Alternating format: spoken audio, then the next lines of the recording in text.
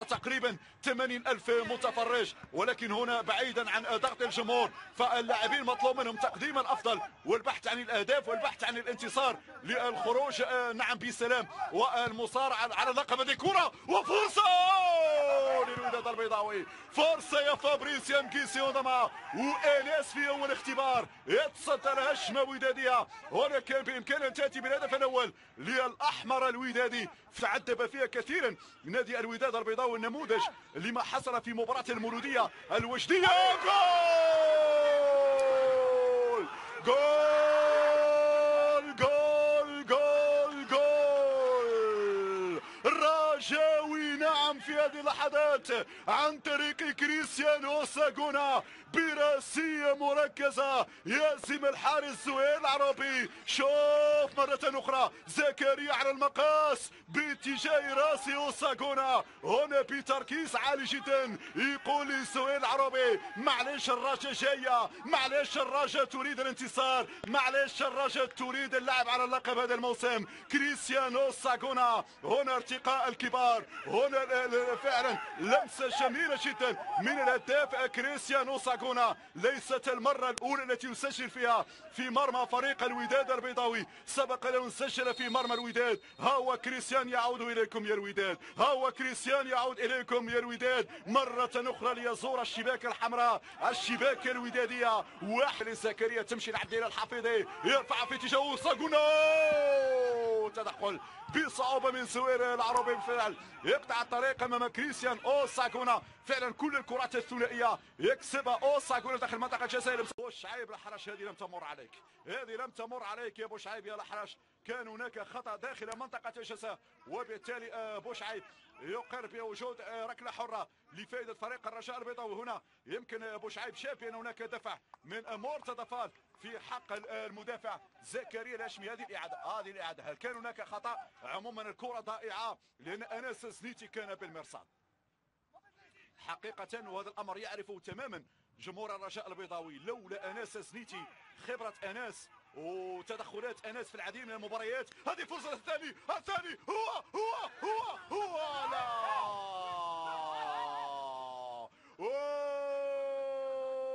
يا الواصلي كيف هذه الفرصة أن تضيع، يا الواصلي كيف هذه الفرصة أن تضيع، قد تندم عليها كثيرا.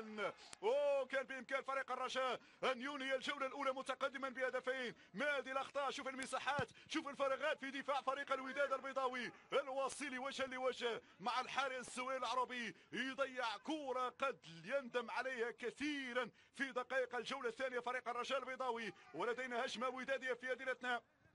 حقيقة الديربي اليوم غير، الديربي اليوم يختلف تماما عن الديربيات السابقة، بينما هذه الكرة لم تذهب بعيدا، لم تذهب بعيدا يعني بالسنتي، هنا بسنتيمترات قليلة عن القائمة الأيسر لمرمى الحارس الزهير العربي. لم يكن محظوظ في فريق الرجاء البيضاوي، لكلب مقدور أن ينهي هذه الجولة الأولى متقدما بهدفين مقابل لا شيء. هذه الكرة على الجهة اليمنى لفائدة فريق الوداد، عبد اللطيف نصير يحاول المرور، لكن هنا تباطؤ كبير من جانب لاعبي الوداد وعدم التركيز، يضيعون الكرة بسرعة. الملاحظة الأساسية لاعبي الوداد يضيعون الكرة بكل سهولة. شوف هنا التركيز بالمقابل من عناصر فريق الرجاء الرياضي. هذا هو عبد الجليل شبيرة يرسل اماميه في اتجاه ساغونا، لدينا هجمه رجويه، لحظه الانطلاق. هو باباتوندي، هو باباتوندي، يتقدم باباتوندي، يتوغل باباتوندي، عرضيه باباتوندي، جول جول جول جول. ما هذا يا رجاء، ما هذا الجمال يا رجاء. الرجاء في العليا، هنا النسر يحلق في سماء طنجة، الرجاء تضرب بقوة. هذه الإعادة، الرجاء جاية، الرجاء قادمة، الرجاء تريد الوصافة، هي ليلة القبض عن الوصافة. هذه الإعادة، باباتوندي يتقدم، الأسمراني يحطها والحفيظي من زاوية صعبة يقول للزوير أنا الأفضل، أنا الأبرز، أنا الأكبر منك. 5. هذه اللمسة لمسة الكبار، الزاوية كانت صعبة، حتى في الشبكة الودادية. 2-0. الرجاء تتقدم مع نهاية الجولة الأولى بلمسة المميز عبد الإله الحفيظي. هذا واحد من المبدعين، فنان أن يلملم صفوفه في الكرة المباشرة من أنيس، وضعية تسلل لكريستيان أوساغونا، كرة أمامية. هنا السرعة، تحول سريعا في الهجمة، هذا ما يميز فريق الرجاء. لحظة استلام الكرة يتحولون بسرعة في البناء الهجومي. شكرا لك مجيد. عودة سريعة لملعب الكبير مدينة طنجة لمتابعة الشوط الثاني للديربي رقم 120 في البطولة الوطنية. تركنا الفريقين مع نهاية الشوط الأول تقدم الأخضر الرجاوي بهدفين مقابل الشيء. الأفضلية منذ البداية من جانب اللاعب أوساغونا برأسية مركزة، والثاني كان الأجمل عن طريق المبدع عبد الإله الحافظي بلمسة جميلة يمكن فريق الرجاء البيضاوي الخروج مع نهاية الشوط الأول بهدفين مقابل لا شيء. نتيجة مستحقة حتى الآن هنا لفائدة فريق الرجاء الرياضي. التنفيذ عن طريق عصام الراقي، ضاع الهدف الثالث وتالو كامل الحارس زوير العروبي. أبرز كرة رجاوية، هي بداية فقط، بداية الشوط الثاني. تأتي أخطر كرة، عصام الراقي يرفع كرة والمتابعة براسية من زوير الواصلي. فعلا تمركز ممتاز وراسية بعد ذلك من زوير الواصلي، لكن حارس المرمى هنا كان في المتابعة زوير العربي. فعلا الرجاء البيضاوي كان قريبا جدا من الهدف الثالث في هذا الديربي رقم 120. ماذا يقع الودادية للدخول بقوة في الشوط الثاني ومحاولة الرد على تقدم الرجاء على البيضاء؟ واضح بين الوداد على المستوى البدني أرهق من خلال المباريات السابقة، هذا عنده تأثير يمكن سلبي بالنسبة لتدبير الوداد للديربي رقم 120. أمام الأخضر هنا انطلاقة من فابريس مكيسي. أونداما يتقدم، يمرر كرة هناك على الجهة اليسرى، فرصة ودادية، فرصة ودادية. هنا تقدم ياسين الكردي، مرة جانبية. الكردي لم يحسن التعامل مع هذه الكرة، الكردي لم يحسن التعامل مع هذه الكرة، كان أنانيا بالفعل الكردي. لو كان بإمكانه أن يمرر لكانت الفرصة أوضح وأخطر على مرمى أناس سنيتي. شوف الانطلاق كبيرة، نوايا هجومية تظهر من جانب الكتيبة الحمراء للرجوع في نتيجة المباراة. هذه كرة لوليد، ينطلق الكارتي، يرفع الكارتي لكن بعيدة الكارتي. هنا محاولة اللحاق من أوناجم، لكن الأمر صعب جدا يا أوناجم. هنا مرة أخرى نشاهد أخطر الفرص الودادية، مراوغة ممتازة من السابق أوناجم، يرفع هنا في القائمة الثاني. كان في انتظار الكونغولي فابريس، يقرا بشكل ممتاز تايمينغ الخروج كان رائع من جانب انس. هنا باليد اليمنى يحرم فابريس من فرصه تقليص الفارق لفائده الوداد البيضاوي.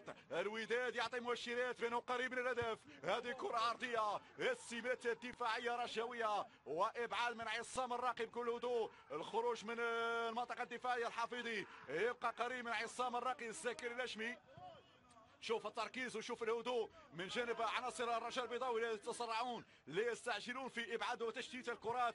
هنا اخراج جميل للكره من المنطقه الخلفيه، تبقى وداديه. امور تتغير الان، الوداد اصبح هو الضاغط وهذا شيء طبيعي ومنطقي. وليد الكارتي يعكس وليد، وهذه فرصه مرمى من الطراز العالي والعالي جدا كالزاز كتقناوتي كالعديد من الحراس كفقروش كمحمد امين البورقادي، وينضاف اليهم كذلك انس سيتي. كل هؤلاء الحراس انطلقوا من مدينه افاس قبل التالق مع مختلف الانديه المغربيه، واحد منهم متواجد مع فريق الرجاء البيضاوي وانس سنيتي. هذه كره على الجهه اليسرى عرضيه،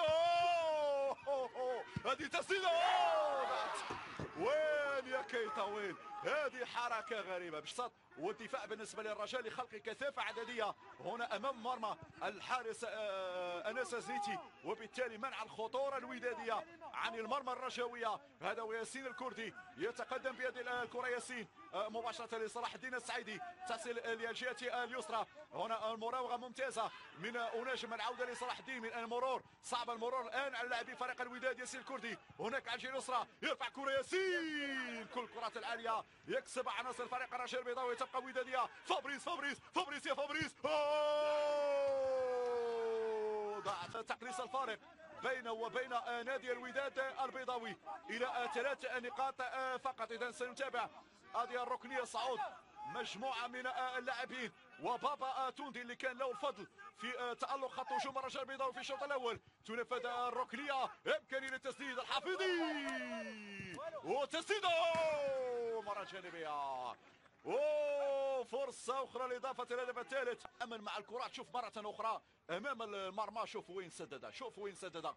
هنا الإمدادات عديدة من فابريس نكيسي أونداما من الجهة اليمنى. مرة أخرى يحضر لأونا الإبقاء على الكرة قريبة جدا من مرمى الوداد البيضاوي لكسب الوقت المتبقي على نهاية هذه المواجهة. عصام الراقي هو من يستعد لتنفيذ هذه الكرة، مختص في الكرات الثابتة. عصام الراقي إلى جانب من سنشاهد، إلى جانب من هنا جدار الوداد البيضاوي مشكل من 4 لاعبين، بينما زويل العروبي يوقف الجدار في المكان المناسب لأنه يعرف قوة وقيمة تسديدات لاعب عصام الراقي في الدقيقة الثالثة من الوقت أو الثانية من الوقت البدل الضايع. إذا سنتابع هذه الكرة، عصام الراقي جول جول. الله الله الله الله الله يا عصام يا الراقي، عالمي الراقي، سينمائي الراقي، أنطولوجي الراقي. عصام الراقي اسم على مسمى، كان راقيا في هذه الكرة. الثالث للرجاء، الثالث للعالمي. هكذا كانت الخاتمة للنسر الرجاوي. يا لروعة الهدف، يا لروعة الهدف، يتفرج فيها زوير، شوفها يا زوير، تابعها يا زوير.